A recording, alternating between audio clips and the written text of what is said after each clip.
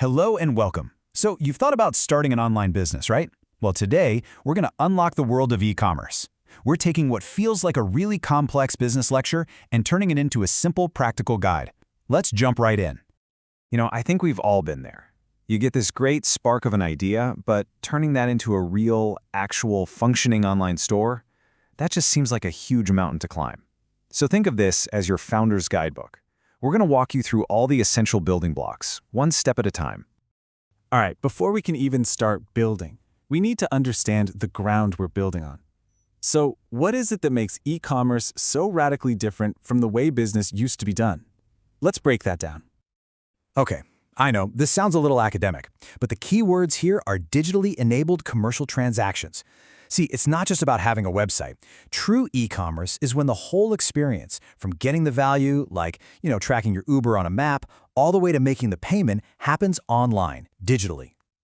Now, these features are what make e-commerce a total revolution. Just think about what this really means for you as a founder. Ubiquity? It means your store is open 24/7 everywhere. Global reach? Your market isn't just your neighborhood, it's literally the entire planet. And personalization? That lets you create a unique one-on-one experience for every single customer. It's a real game changer. It makes it so much easier to start a business, but it also means you're competing with everyone everywhere. So now that you get the landscape, you need a plan. And in the world of e-commerce, that plan is your business model. You can think of it as a set of $8 billion questions that every single successful founder has had to answer.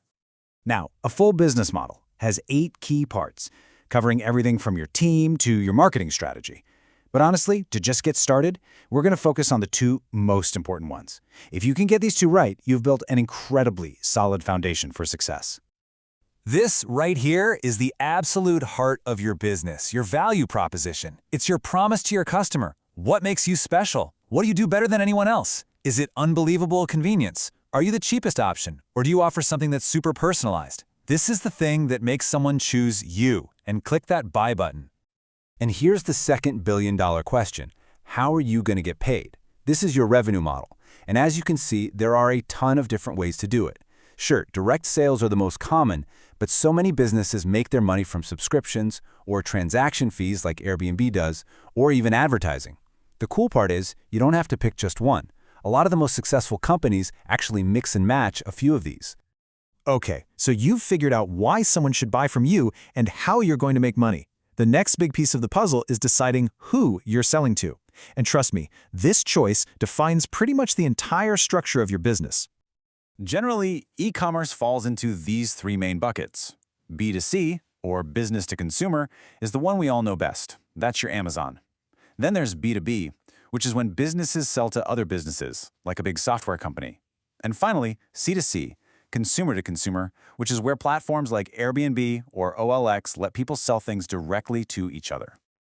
Now, while all of those models are really interesting, most new founders get their start in the B2C world. And the biggest player in that space, by far, is the e-tailer, basically the online version of a retail store. But even inside this one category, there are a couple of very different ways to go about it. So first up, we have the virtual merchant. These are the pure-play, online-only businesses. Think about Amazon in its early days, or sites like Myntra. They live and breathe online.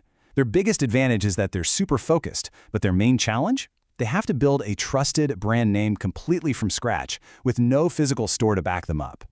Then, on the other side of the coin, you've got the omni-channel merchant. You might know them as bricks and clicks.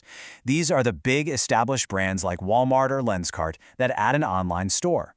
They use their physical locations as a massive advantage, letting you order online and pick up in the store.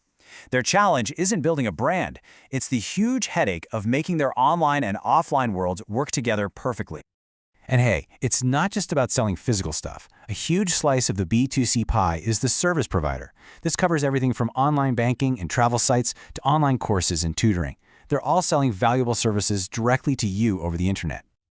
All right, I'm going to let you in on a little secret that's not really a secret. No e-commerce business, I don't care how big or how small, does it alone.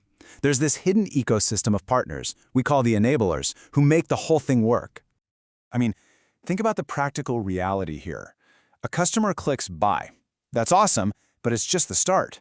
How does their money get from their bank account safely into yours? And then how does your product get from your shelf all the way to their front door? Well, the answer is this amazing ecosystem of enablers. You've got payment providers like Stripe and PayPal that handle all the money securely. You've got logistics companies like Delivery that manage the incredibly complex world of shipping. And you've got IT providers like Amazon Web Services that give you the raw computing power to even have a website. They're basically the essential plumbing of the entire online economy. Okay, we've covered a ton of ground. The landscape, the business models, the partners. So now, let's bring it all home. Let's put it all together into a final, simple framework you can actually use to launch your online business. Honestly, a solid launch plan really just boils down to these 3 steps. Number 1, define your objectives. You have to be crystal clear about what you're trying to achieve. 2, choose your technology.